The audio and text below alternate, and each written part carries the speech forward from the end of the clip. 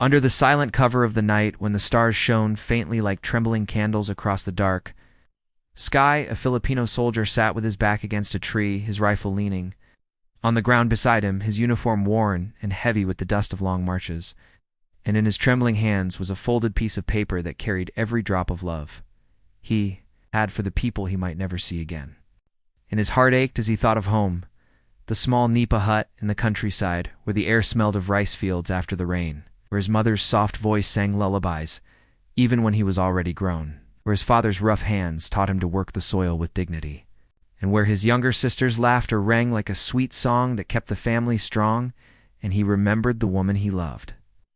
Her eyes bright as morning, her smile gentle as the breeze, and he whispered to the wind that if fate was cruel, then at least his love would remain forever in her memory.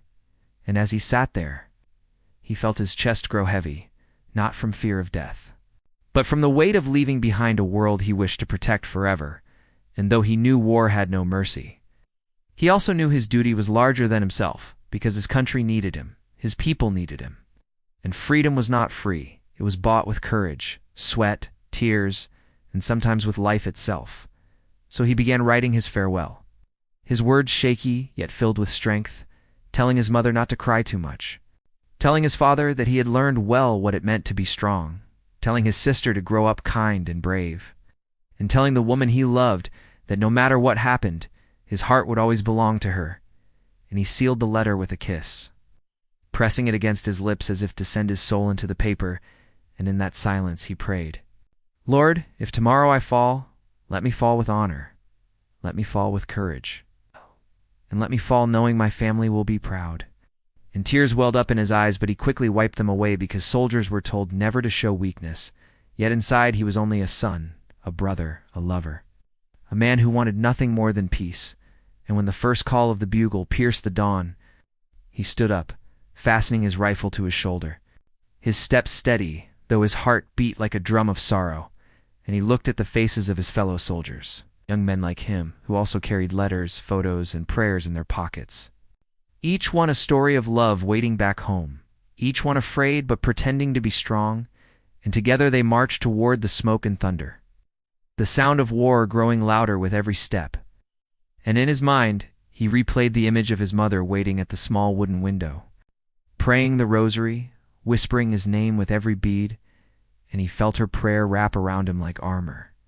And he thought of his father, standing tall in the field, wiping sweat from his brow, proud but hiding the tears that no one must see. And he thought of his sister skipping, barefoot along the river, shouting his name with joy whenever he returned. And he thought of his beloved waiting on the porch with a basket of flowers, her eyes searching the road for his shadow. And all these memories gave him strength. They gave him a reason to fight, a reason to face the fire, a reason to keep moving, even when fear whispered in his ears, and when the first shots rang out, when the air filled with smoke and the ground shook beneath exploding shells. He held his rifle tight, but his thoughts were not of killing, they were of protecting, of keeping safe the fields, the rivers, the songs, the children, the mothers, the fathers, the lovers. And as the battle raged, he felt the sting of pain, but he kept pushing forward, shouting with his brothers, for our country, for our people, for our home. When he stumbled and fell, the world around him fading into chaos, he clutched his chest not with fear, but with the calmness of a man who had already said goodbye. And with his last strength he whispered, "Tell them I loved them. Tell them I did not die in vain. Tell them that freedom is worth the pain." And the wind carried his words, carried his soul, carried his farewell back to the village, where his mother would feel a sudden chill in her heart, where his father would stop and look at the sky, where his sister would pause by the river without knowing why, and where the woman he loved would wake in tears, sensing that the man she waited for had given his life. And in the days that followed, his letter returned home, stained with the dirt of the battlefield, but shining with the truth of his heart. And when his mother read it, her tears fell like rain. Yet she pressed the letter to her chest, whispering, "My son is brave, my son is honorable.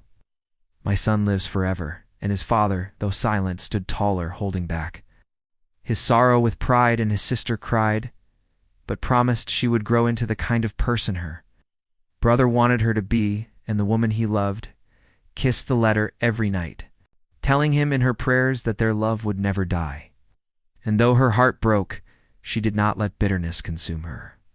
Instead, she planted flowers in the garden, each one a symbol of his memory, and when they bloomed, she whispered to them as if speaking to him, telling him of her days, her dreams, her sorrows, and her love.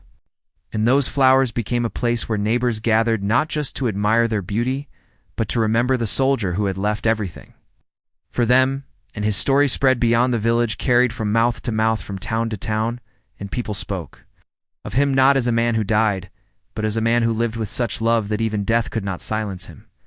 And his farewell became a lesson to children who grew up hearing his name. Two fathers who told their sons to be brave, two mothers who told their daughters to be kind, and two lovers who held each other tighter. Fearing the cruel hand of war and his brothers in arms, those who survived the battle carried his memory with them wherever. They went telling new soldiers about the one who wrote a letter with so much love it could break your heart. And they said, "Remember him, because he fought not for glory, not for medals, but for love." And whenever the nation gathered to honor its fallen heroes, his name was among them. His spirit standing tall in the silence of remembrance. And though time moved on, though years passed and the world changed, his farewell still echoed, reminding people that freedom is fragile, that peace is priceless, and that behind every soldier's rifle is a heart that longs only for home, for laughter, for love.